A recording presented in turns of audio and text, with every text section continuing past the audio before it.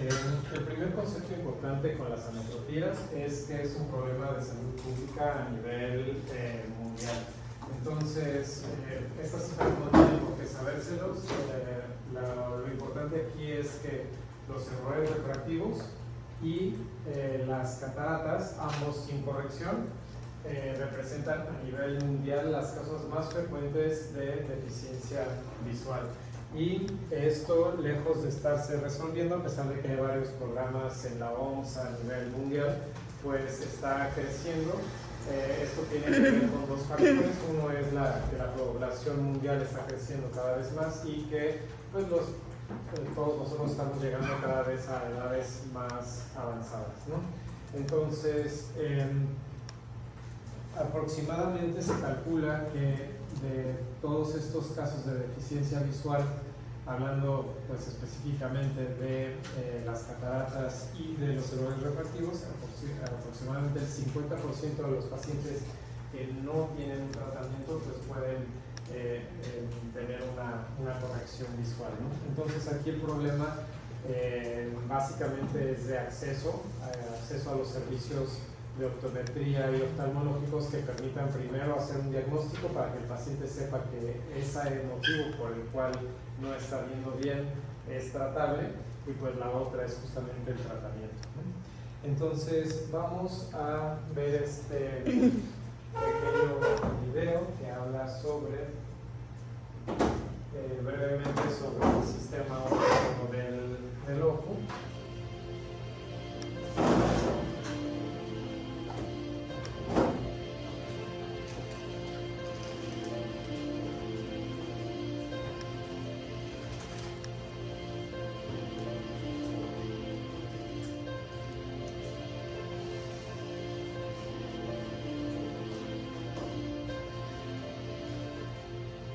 Sight, a precious gift we can't take for granted. Our eyes are windows to the wonders of the world. All we know and love, experience and discover, ponder and cherish. Let's peer into the workings of the eye, a unique and self-sustaining system. The reflected light of the world enters through the crystal transparency of the cornea, aqueous humor, lens, and vitreous humor to project onto the photoreceptors of the retina, whose impulses converge on the optic nerve and then to the brain to be transfigured into imagery and imbued with meaning. Continual adjustments to the pupil and lens regulate the entry and focusing of light. In today's world, the eye's surface is constantly challenged to protect itself and adjust to changing conditions. Every blink helps our eye's natural defense system. Como lo vieron en el video, los rayos de luz, para que podamos formar una imagen, tienen que ser enfocados, concentrados en el área macular, en la retina. Entonces, para esto necesitamos el sistema óptico del ojo, que básicamente consiste en la córnea y el cristalino. Entonces, estas lentes lo que van a hacer es refractar la luz. El concepto de refracción, que ahorita lo vamos a ver, es un término físico que de forma muy resumida lo que dice es que la luz va a cambiar de dirección en el momento que atraviesa de un medio al otro. Por ejemplo, aquí está en el aire y en el momento en que atraviesa la córnea, la dirección de la luz va a cambiar. Entonces, justamente necesitamos cambios en la luz pues significativos, porque pues el ojo es un órgano pequeño. Entonces necesitamos, si queremos que la luz se junte aquí en una estructura pequeña, pues necesitamos que esos medios de refracción pues funcionen como lentes, ¿no? Entonces por eso la córnea, como lo vieron en la exposición de su compañera, pues tiene un poder refractivo que va a juntar los rayos de luz, pero al ser un órgano tan pequeño necesita un segundo lente para terminar de juntar los rayos de luz a esta distancia pequeña. Entonces aquí, si se fijan en el esquema, los rayos de luz llegan de forma paralela. Estos esquemas, cuando ven que la luz llega paralela, generalmente hacen referencia a un objeto lejano. Entonces todo objeto lejano que nosotros enfocamos, pues vamos a recibir los rayos de luz de ese objeto lejano de forma paralela, que es diferente a cuando nos acercamos un objeto. Cuando el objeto se va acercando, este concepto pues es importante, los rayos de luz ya no van a estar paralelos, sino que la luz en un objeto cercano tiende a abrir los rayos de luz. ¿Okay? Entonces, mientras más cerca tengamos el objeto, más abiertos vamos a recibir los rayos de luz que provienen de ese objeto. ¿Okay? Y bueno, finalmente el ojo es un sistema óptico como el de una cámara. Entonces, igual que en una cámara, necesitamos una lente que tenga suficiente poder para refractar la luz y necesitamos regular la cantidad de luz que va a entrar en el ojo, como lo vimos en el video. En el caso de la cámara, pues sería ese diafragma, ¿no? Entonces, si nosotros abrimos mucho el diafragma de la cámara, pues la imagen va a estar sobreexpuesta, va a estar como velada. Y lo mismo sucedería en el caso del ojo cuando se permite entrar mucha luz, ejemplo, cuando el paciente está farmacológicamente dilatado, ¿no? Entonces, después de que la luz es regulada, finalmente aquí esa luz que se junta en un punto focal llega a una película para formar la imagen, y en el caso del ojo pues llega a la retina para que esta luz se transmita en impulsos neurológicos que permitan formar la imagen en la corteza occipital. Entonces, justamente la clase de hoy habla de estos errores en el enfoque de los rayos de luz dentro del ojo. Entonces, vamos a ver algunos conceptos que se parecen, pero hablan de cosas diferentes. El concepto de hemetropía habla justamente de un ojo que enfoca la luz justo donde la tiene que enfocar, aquí en la retina. Entonces, un ojo hemétrope es un ojo que no necesita lentes para ver de forma nítida. Y justamente el término de ametropía habla de no hemétrope. Entonces, este concepto engloba todos los errores refractivos, ¿no? Estamos hablando aquí de miopía, hipermetropía, astigmatismo y presbicia. Entonces, cualquiera de ellos entra dentro del concepto de ametropía. La anisometropía ya lo veían en la exposición Maximiliano, que mencionaba que cuando un paciente tiene anisometropía, un ojo se puede ambliopizar. Anisometropía significa una diferencia en la graduación de un ojo en comparación del otro del mismo paciente. Él mencionaba que más o menos es de una dioptría. Generalmente los ojos con una diferencia de una dioptría no suelen ambliopizarse. Generalmente el concepto de anisometropía parte a partir de las 2.5 dioptrías dependiendo de la bibliografía que lean. Y este concepto de refracción pues, es el que acabamos de platicar. Entonces, estos son los errores refractivos que vamos a ver brevemente durante la clase y vamos a empezar por la miopía. Entonces, la miopía es cuando el ojo enfoca los rayos de luz por delante de la retina. Y esto puede suceder por dos motivos, un motivo axial y un motivo refractivo. El motivo axial es que el ojo es más grande de lo que debería con relación a su sistema óptico. ¿Qué quiere decir? Que tomando en cuenta este sistema óptico, si el ojo fuera de este tamaño, pues sería un ojo hemétrope, ¿cierto? Pero aquí el ojo es más grande con relación al sistema óptico que tiene y por lo tanto se enfoca adelante de la retina en el punto focal. Y el concepto refractivo habla de que el sistema óptico es más poderoso de lo que debería, es decir, es más fuerte, más positivo de lo que debería y por lo tanto junta los rayos antes de la retina, ¿no? Mientras más positivo es cualquier lente, más cerca forma el punto focal. ¿okay? Y aquí el sistema óptico del ojo pues es un sistema positivo. Entonces, es más positivo con relación al globo ocular. Y bueno, este es un detalle que no tiene tanto que ver con la cuestión refractiva, pero es importante que lo asocien. Todos los pacientes que tienen miopía, sobre todo pacientes con miopía alta, tienen mayor incidencia de desprendimiento de retina, y esto es porque al ser ojos más grandes de lo habitual, tienen paredes más delgadas en el interior, y las paredes más delgadas tienen tendencia a desarrollar pequeños agujeritos por donde se puede meter el humor vítreo y desprender la retina, ¿no? Este concepto es similar a cuando inflamos un globo de fiesta que inflamos poquito, pues va a tener paredes muy gruesas, y cuando lo inflamos muchísimo, pues va a ser un globo enorme y con paredes más delgadas, ¿no? Entonces, algo similar vemos en los ojos más grandes por tener paredes más delgadas. Y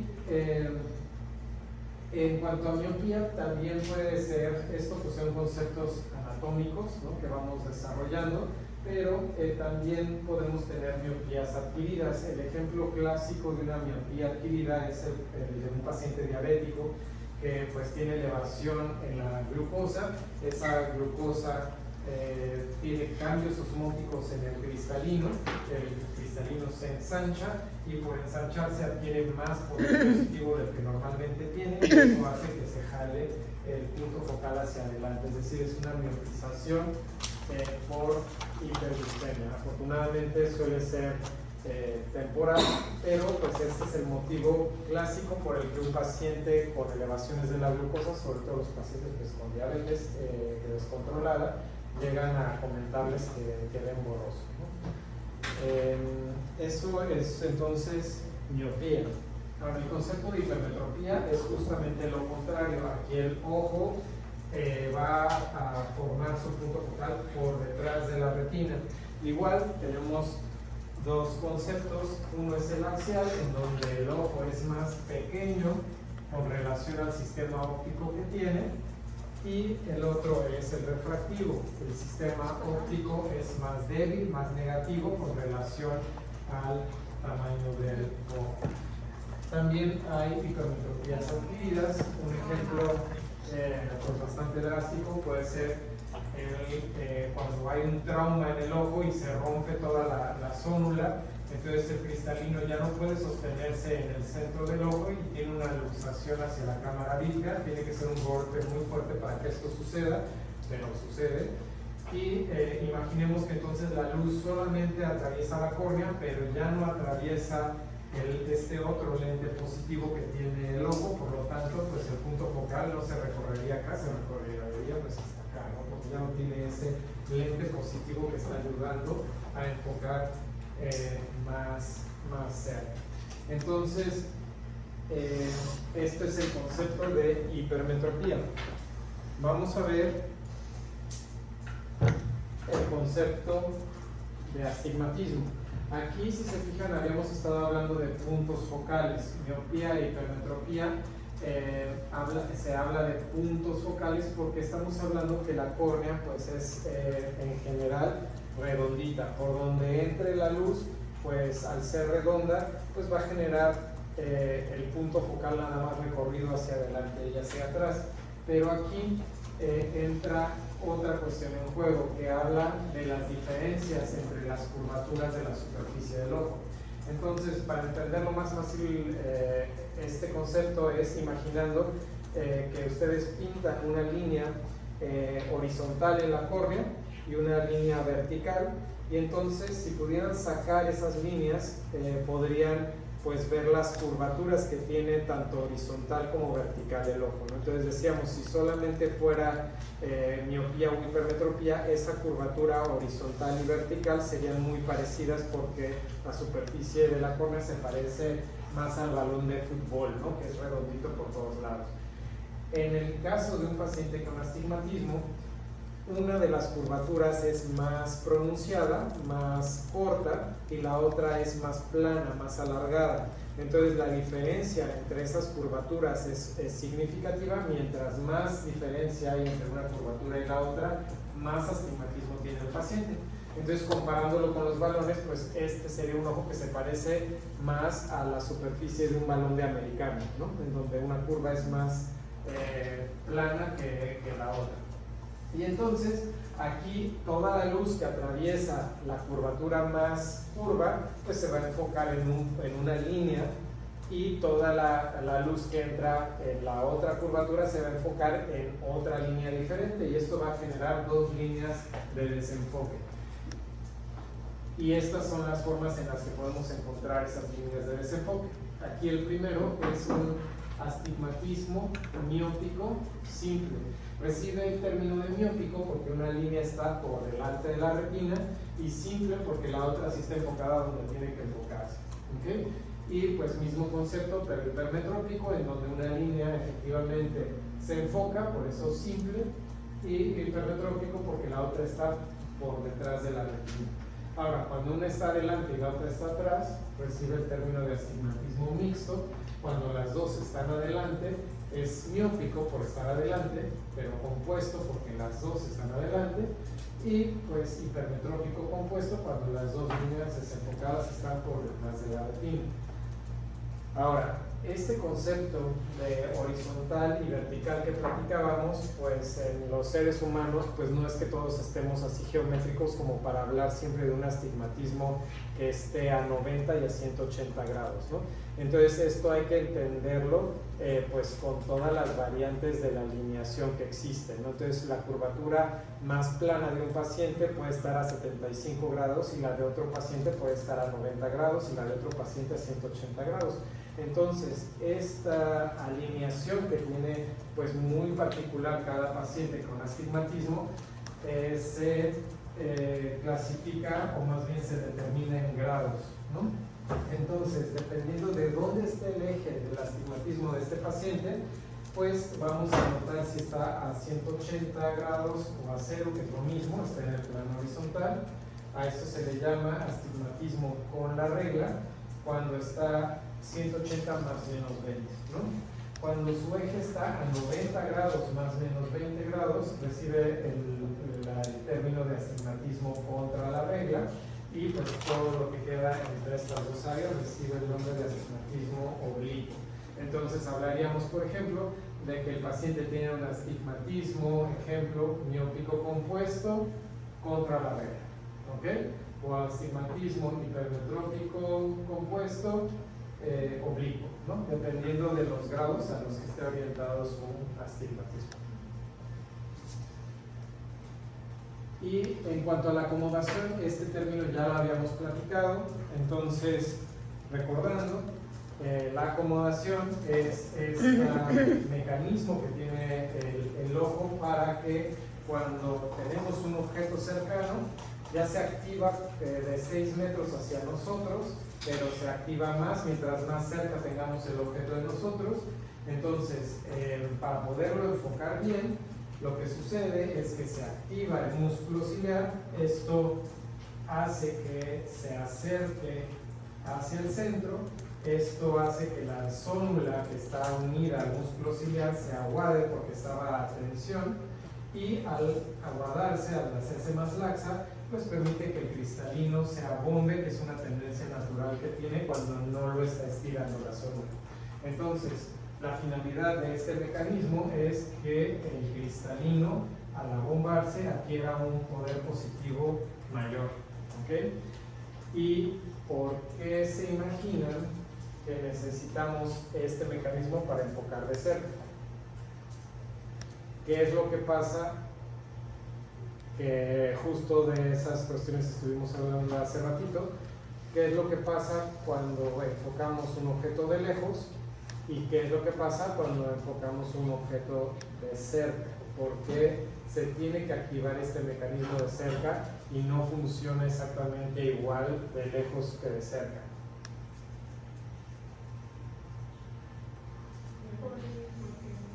Cuando está más cerca porque los rayos cuando están lejos entran para arriba y cuando están cerca. Exacto, tiene que ver con ese concepto que platicamos. Ahora dime tú, Entonces, si estamos tratando de enfocar un objeto cercano en donde los rayos de luz están siendo más divergentes en comparación con los lejanos que llegarían paralelos, ¿qué pasa con esos rayos de luz cuando entran al ojo? Están entrando más abiertos. Entonces van a tocar la córnea y el cristalino, ¿cierto? Como cualquier rayo de luz con el que queremos formar una imagen. Pero ¿qué pasa con diferencia de los rayos paralelos con estos rayos en el sistema óptico del ojo?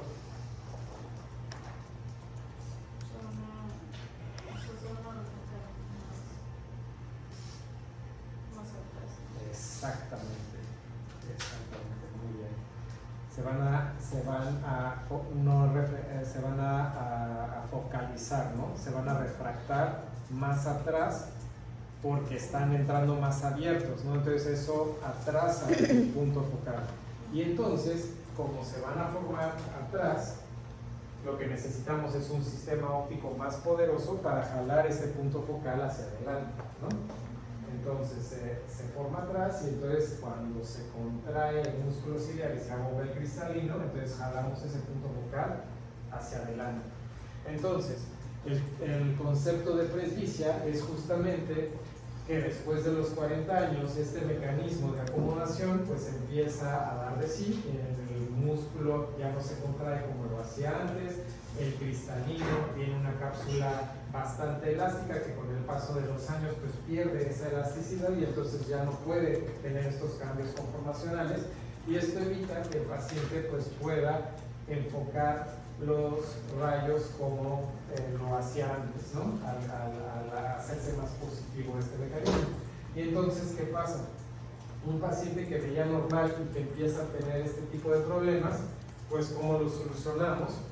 Poniéndole unos lentes de lectura, ¿cierto? Un paciente con presbicia que veía bien y no necesitaba lentes durante toda su vida, es el paciente que va a la tienda y se compra estos lentes que ya venden pregraduados y no sé si han tenido la curiosidad de ver estos lentes, casi todos, bueno, todos los lentes de lectura tienen un más, dicen más 1, más 1.50, más 2 y siempre es un más y el motivo justamente es ese, ¿no? Que necesita compensar esa positividad que está perdiendo el ojo porque ya no se agranda, bueno, no se abomba el cristalino, y entonces conforme va perdiendo la acomodación, pues ese más tiene que ir gradualmente aumentando.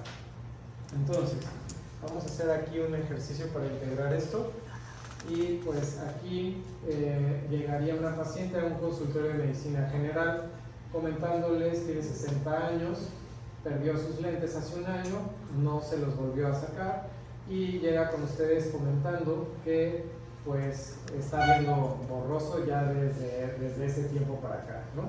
Entonces pues aquí existe la duda de si únicamente es porque pues necesita lentes y no los está usando o si en este periodo de tiempo ya sucedió algo más, pues siendo una persona pues de edad avanzada, ¿no?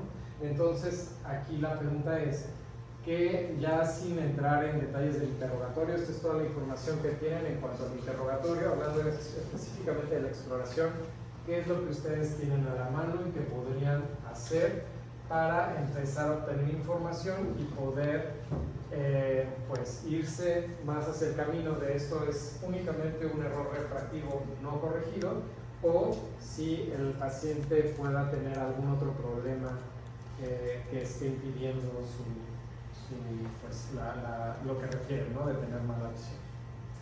Entonces, es lo primero que haría. Exactamente, ¿no? Pues siempre vamos a tomar primero la agudeza visual para ver si efectivamente el paciente está viendo mal o no. Y pues le toman la agudeza visual en el ojo derecho, tiene 20/80 y en el ojo izquierdo 20/100. ¿Esto es normal o si es una deficiencia visual?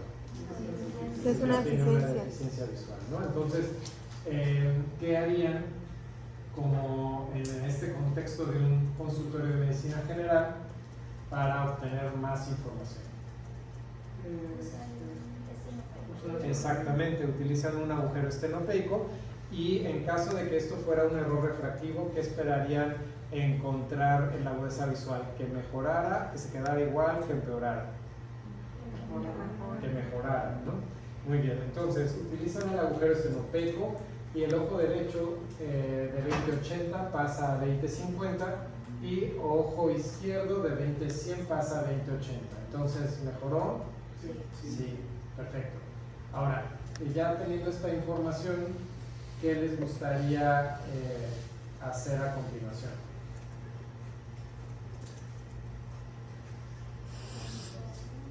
Sí, cambió bastante.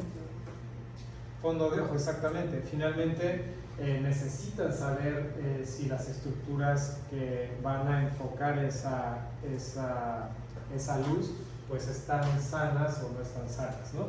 Entonces hacen una exploración y pues lo que tienen a la mano es su oftalmoscopio directo y entonces sin entrar y ver como grandes detalles, así a simple vista este fondo de ojo del ojo derecho se ve normal o anormal.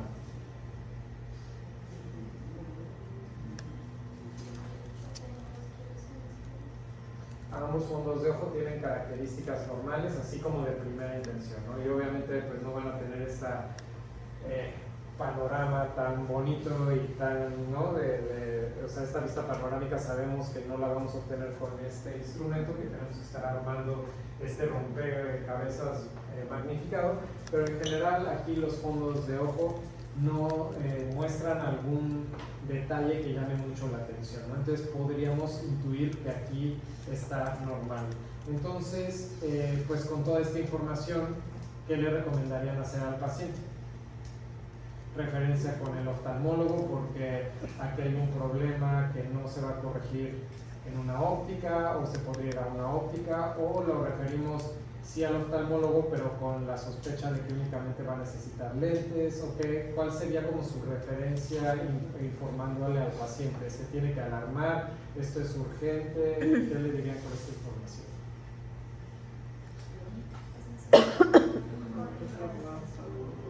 ¿Tiene que? Sería mandarlo al oftalmólogo para corregir su reflexión.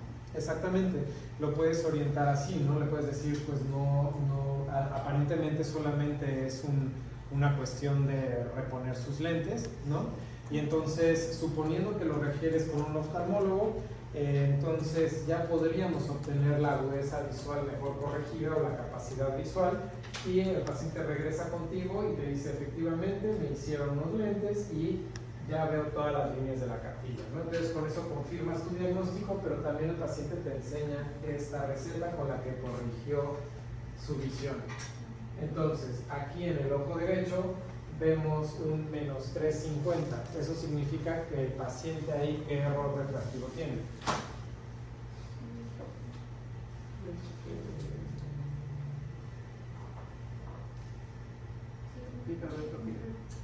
Hipermetropía, ¿por qué? Porque es demasiado negativo. Porque el ojo es demasiado negativo. La lógica está bien, pero como es la receta, es el tratamiento. Entonces, este ojo es muy positivo, es miopía, exactamente, porque el sistema óptico, decíamos, de un paciente miope es más positivo de lo que debería, necesita lentes negativos para compensarlo, ¿cierto? Muy bien, y en el ojo izquierdo, exactamente, por el simple hecho de ver grados aquí en la receta del ojo izquierdo, ya sacamos la conclusión de que esto es un tipo de astigmatismo. ¿Qué tipo de astigmatismo? ¿Quién sabe? Pero pues es un astigmatismo, ¿no? Doctor, Muy yo tenía bien. una pregunta. Sí. ¿Se puede usar, por ejemplo, en el caso del agujero estenopeicos, se puede usar la prueba de el test de Amsler o ya no tendría que ver con ambliopías? Ambliopía, ahorita no estamos No, hablando. no con ambliopías, con los errores de refracción, perdón. Pero ¿cuál es la lógica de tu pregunta? O sea, ¿para es qué que- usas tú es que una tuve- cartilla de Amsler? Es que tuvimos una paciente. No, pero concretamente sin contar toda la historia de la paciente, ¿para qué sirve una cartilla de Amsler? Es para ver si ven distorsionado las líneas. Generalmente evalúa el área macular y se usa principalmente para patologías justamente maculares. Entonces, pues si tú le quieres hacer ese test adicional, pues probablemente te vaya a funcionar poco si el paciente ya está viendo borroso de por sí, ¿no? Lo ideal es que el paciente pues tenga sus lentes, con eso sabes que está corrigiendo y estás dejándole la cartilla de Amsler específicamente porque tiene ya diagnosticada una patología macular que quieres estar monitoreando, ¿no? Entonces, si el paciente, por ejemplo, aquí pues ve borroso, ¿no? Ve 20-80 y 20-100 y le pones una cartilla de Amsler, te va a decir, no veo nada, ¿no? Entonces, pues ahí no hay mucha utilidad de la cartilla de Amsler. Okay. En cambio, si ahorita ya tiene sus lentes y además le diagnosticaste una patología macular, es decir, tiene degeneración macular, tiene edema macular, etcétera, y tú quieres que en su casa monitoree si eso se está grabando o no, pues entonces ya le das la cartilla, ¿no? Okay. Pero eso ahorita es un tema como Okay. aparte. No, era como duda. Ok. Entonces, regresando a lo que estábamos aquí platicando con la receta de los lentes, aquí si se fijan hay un tercer renglón. Entonces, ¿por qué hay aquí un tercer renglón si solamente tenemos dos ojos?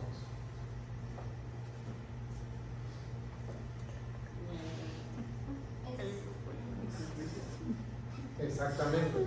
Esta es la receta para compensar la presbicia. Entonces, justamente decíamos que son graduaciones positivas y esta parte de la receta es justo la que ustedes ven en los lentes que va aquí abajo, ¿no? En las lupitas de los lentes. Hay lentes que no se les ve esto partido de la lupita porque son progresivos y pues son transparentes, pero finalmente los lentes para pacientes presbitas pues siempre van a tener como una graduación adicional para que puedan leer bien, ¿no? Entonces esto es para enfocar de lejos y esto es para que enfoquen de cerca, ¿ok? Entonces aquí hace lógica porque pues decíamos que la paciente tiene 60 años, ¿no? Entonces pues seguro es presbítero. Y este es el ticket que ustedes van a ver en las rotaciones o en las ópticas en donde se imprime en estos numeritos, ¿no? Entonces nada más para aprovechar la ocasión y ver cuando ustedes ven un ticket de estos les habla sobre el sistema óptico del ojo o sobre la corrección. Sobre la corrección. Sobre la corrección, exactamente. Entonces esto es similar a la receta, ¿no? Ya les está hablando con qué corregir. Entonces aquí vemos números negativos, entonces estamos hablando de un paciente con un tipo de astigmatismo, ¿no? Y miopía. Este concepto como de tiene miopía con astigmatismo o tiene hipermetropía con astigmatismo es algo súper común. Nosotros también como especialistas lo ocupamos como para hablar como un idioma con el paciente con el que esté familiarizado, pero si somos así como muy puritanos, el concepto de miopía con astigmatismo no existe, porque decíamos que hay solamente diferentes tipos de astigmatismo, ¿no? Entonces, este es un astigmatismo miópico compuesto, ¿no? Entonces, siempre que vean grados es un tipo de astigmatismo, no es miopía con astigmatismo si somos muy puritanos con los términos, ¿no? La realidad es que pues, siempre nos la pasamos diciendo usted tiene miopía con astigmatismo, ¿no? Ahora, para corregir estos errores refractivos, pues tenemos varias formas de hacerlo. Entonces, el más común pues serán los lentes de armazón. Entonces, este esquema óptico nos habla de un ojo con miopía, hipermetropía o astigmatismo, de arriba.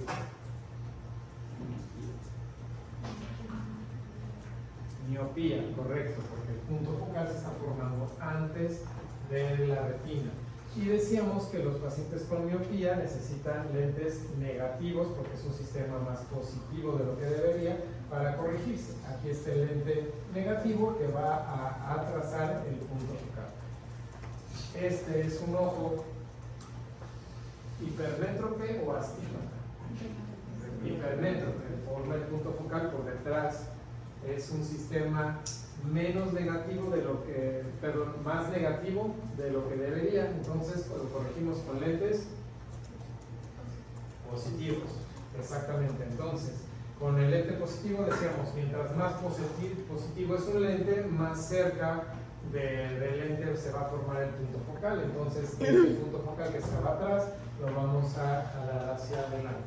Y aquí pues tenemos al ojo astigmático o astigmata, en donde se forman dos líneas focales, y lo que hacemos es utilizar lentes cilíndricas. Decíamos, el lente cilíndrico se va a poder alinear dependiendo del eje de cada paciente para que la luz que pasa a través de un plano se focalice en un punto, y la luz que atraviesa el otro plano pues se forme en el otro punto, para que juntos, ahora sí que compensando las dos caras del cilindro, juntemos las dos líneas focales en la retina, ¿no? Entonces pasa lo mismo que con la diferencia de curvaturas. Un cilindro pues también tiene diferencias de curvaturas, y van a ser las curvaturas que compensen el enfoque de las curvaturas que tenga cada paciente, dependiendo de la alineación y del grado de diferencia que tengan estas curvaturas. Entonces, la miopía y la hipermetropía se corrigen con lentes esféricas, una negativa y la otra positiva, y los ojos con astigmatismo se corrigen con lentes cilíndricas. Ahora, este paciente, así a simple vista ustedes podrían intuir qué tipo de graduación tiene. Este paciente ¿es miope o es hipermétrope? Hipermétrope. A ver, ¿quiénes dicen miope? ¿Nadie? ¿Quiénes dicen tú miope? ¿Y quiénes dicen hipermétrope? Ok, el paciente es hipermétrope porque está corrigiendo su graduación con lentes positivas, ¿no? Las lentes positivas se comportan igual que una lupa. Al ser positivas agrandan la imagen y pues acercan el punto focal, ¿no? Entonces esta paciente, si se ven los ojos más pequeños, estos son los lentes que clásicamente llaman como de fondo de una botella, ¿no? Entonces, al verse más chiquitos, ¿serán lentes positivos o negativos? Negativos. Negativos, ¿no? Entonces, los efectos ópticos de las lentes pues solamente se ven cuando las graduaciones son muy altas, y los lentes con astigmatismo, si ustedes agarran unos lentes de un paciente que tiene un astigmatismo considerable, cuando los rotan de esta forma, van a ver cómo hace una deformación de la imagen en comparación con lentes que son esféricas, en donde si rotan pues no se genera esa deformación, ¿no? Y eso es por la alineación del cilindro. Ahora están también este otro tipo de lentes. Estos lentes son los que decíamos que son bifocales, en donde aquí se pone la graduación de lejos y aquí se pone la graduación de cerca. El ADD va acá, pero pues estas lentes hay unas más estéticas que no se ven partidas, que son estas, que son lentes progresivos. Y pues les puse como el esquema porque en realidad todo se ve transparente, en donde el paciente, si ve de frente, tiene la graduación de lejos.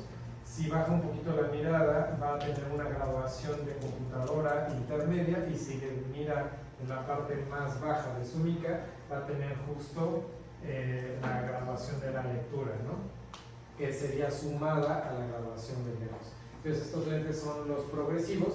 Esta línea punteada que ven aquí delimita la zona óptica clara, que sería esta, de estas zonas de aberración en donde se ve como distorsionado. Por eso es que algunos pacientes pues tienen que mover un poquito más la cabeza para mirar a los lados, y esto es porque pues, la tecnología del progresivo es muy útil, muy estética, pero todavía tiene esas cuestiones de que tiene ciertas deformaciones en los costados, ¿no? Y pues bueno, eso en cuanto a los lentes de armazón. También se pueden corregir los errores refractivos con lentes de contacto y con cirugía refractiva, ¿no? Entonces vamos a ver un video de la cirugía refractiva.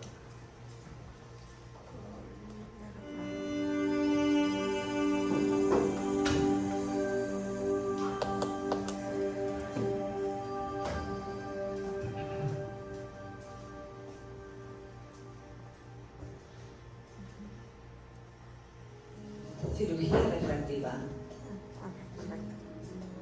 En un ojo normal, las Las imágenes que llegan a la retina enviadas por la córnea y el cristalino se enfocan directamente sobre ella, obteniendo una visión perfecta del objeto en el que nos hemos fijado. En el caso del ojo miope, su longitud es mayor de lo normal y la imagen se enfoca delante de la retina, provocando una visión borrosa de lejos, mientras que los objetos cercanos se aprecian correctamente.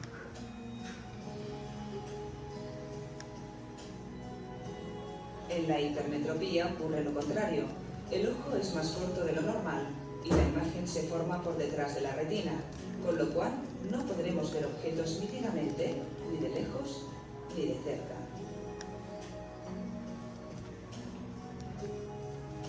En una visión normal, la córnea es lisa y presenta una curvatura similar en toda su superficie.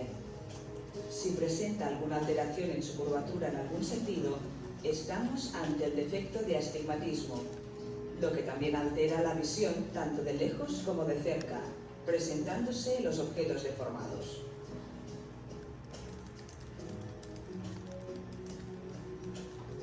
La cirugía refractiva incluye todos aquellos procedimientos quirúrgicos encaminados a corregir un defecto de graduación presente en el paciente, ya sea miopía, hipermetropía, astigmatismo, presbicia o la combinación de cualquiera de ellas. Existen múltiples técnicas quirúrgicas para la corrección de los defectos refractivos que podríamos clasificar esencialmente en dos grupos. Técnicas que actúan sobre la superficie corneal. Permiten la corrección de los defectos de graduación leve a moderada, técnica PRK y LASIK, de las cuales la más conocida es el LASIK. Técnicas intraoculares. Se utilizan en los casos de mayor graduación respetando el cristalino o reemplazándolo en el caso de las cataratas. Pueden utilizarse individualmente o combinadas. Su oftalmólogo, tras un minucioso examen, decidirá qué procedimiento o procedimientos son los más adecuados para la corrección de su defecto visual. Deben realizarse estudios completos y específicos para determinar, entre otras cosas, el tamaño de pupila del paciente y la amplitud de la cámara anterior, distancia entre la córnea y la superficie anterior del cristalino. Entonces, aquí vamos a hacer hincapié en las dos cirugías de superficie que mencionaba el video, que son el LASIK y el PRK, porque son cirugías pues ampliamente utilizadas en la rama y que ya llevan muchísimos años realizándose. Entonces básicamente el LASIK lo que se hace es un corte con una navajita que se llama microqueratomo, y ese corte se hace en todo, digamos, se hace 360 grados, con excepción, pues no son 360 grados, ¿no? Son casi 360 grados, porque se deja una bisagra, una zona donde no se corta, y justamente esta zona donde no se corta sirve para que se quede unido el tejido y se pueda levantar ese corte que hicimos con el microqueratomo. Entonces, una vez que levantamos ese corte de epitelio, entonces sí se puede moldear el tejido corneal con el láser, ¿no? Entonces, ese moldeamiento se va a hacer dependiendo de la graduación que tenga cada paciente y va a depender de la cantidad de dioptrías que tenga el paciente. Entonces, mientras más dioptrías tenga, pues más se tiene que moldear y adelgazar el tejido. Y eso es el motivo por el que se hacen siempre estudios preoperatorios, que son mapas de la córnea, en donde se puede saber si el paciente tiene curvaturas normales o no, que contraindiquen la cirugía. Y también, muy importante, qué grosor tiene la córnea, porque obviamente, pues si la córnea es delgada y la graduación es mucha, pues ahí está contraindicada la cirugía, o nada más se puede compensar parcialmente la graduación. Entonces todo eso se analiza previamente para saber primero si el paciente es candidato o no para una cirugía y si se puede quitar el total de su graduación. Y la gran diferencia con el PRK, que es la otra cirugía de superficie, es la forma en la que quitamos ese epitelio donde se va a hacer el tratamiento. Decíamos que en el ASIC es un corte como levantar una sabanita de epitelio. Aquí no se levanta la sabanita, no se hace ningún corte, aquí se pone un anillo sobre la superficie corneal que se llena con una solución alcoholada, se deja ahí por un tiempo determinado y después se quita el anillo, se lava y el epitelio que estuvo en contacto con esa solución alcoholada se queda como muy aguadito, es como fácil de retirar. Por eso se utiliza una espátula para quitar todo ese epitelio que está como desnaturalizado por el contacto con el alcohol. Y ya tenemos aquí ya el lecho estromal en donde se puede aplicar el láser, y esta aplicación de láser es igualita que en la ASIC. Entonces la variante básicamente es en cómo se expone el lecho estromal para ser tratado con el láser. Obviamente estos pacientes con esta técnica, al ser pues una desepitelización, el paciente está muy sintomático, necesita que se le aplique un lente de contacto terapéutico, y aún así con todo y el lente pues son pacientes que tienen más dolor postoperatorio, sobre todo en los primeros días, pero pues también es una cirugía que brinda seguridad al no tener que usar una navajita, ¿no? Entonces esas son las dos principales cirugías refractivas. Ya las otras que mencionaba el video, pues son estas en donde se pone un lente entre el iris y el cristalino. Esto es sobre todo en pacientes jóvenes que no quieren quitarse el cristalino. Un poco utilizado, no todos los oftalmólogos están entrenados en la aplicación de estas lentes, además de que son muy caras, pero pues son opciones para pacientes que tienen mucha graduación y que son muy jóvenes para hacerse una cirugía de cataratas y que pues tienen contraindicada la cirugía de superficie por la graduación tan alta que tienen, ¿no? Doctor, Y esos lentes un fáciles. segundito. Ok. Y lo último es esta cirugía facorefractiva, que sería la cirugía idéntica, la cirugía de cataratas, nada más que se llama facorefractiva porque se hace en pacientes que no han desarrollado catarata, pero que quieren aprovechar la ventaja de los lentes intraoculares que normalmente se ponen en la cirugía de catarata para corregir su graduación, ¿no? Entonces, hoy en día está cobrando pues más auge este tipo de cirugías por el desarrollo de lentes de mejor tecnología que pues ya nos permiten no nada más enfocar de lejos, sino tener enfoque también intermedio, y hay algunos que pues nos permiten tener también tres enfoques, todos ellos con sus pros y contras, ¿no? Ya hablaremos un poquito más de este tipo de cirugías en otra clase que es la de cataratas, ¿no? ¿Sí? Justamente de eso le quería preguntar sobre los lentes intraoculares, pero no ya. Ok, pues sí, lo vemos con catarata. la cirugía de cataratas. Me habían comentado sus compañeros del otro grupo que a algunos les costó trabajo ver las respuestas por el lockdown browser. ¿Ustedes sí pudieron o también? Más o menos, sí, no. Entonces les vuelvo a abrir sin el lockdown browser para que puedan ver generalmente son las preguntas que contestaron mal con la respuesta correcta, ¿okay? Para que si hay algún error de programación o de corrección me lo hagan saber al final de la siguiente clase antes de subirles las calificaciones al archivo.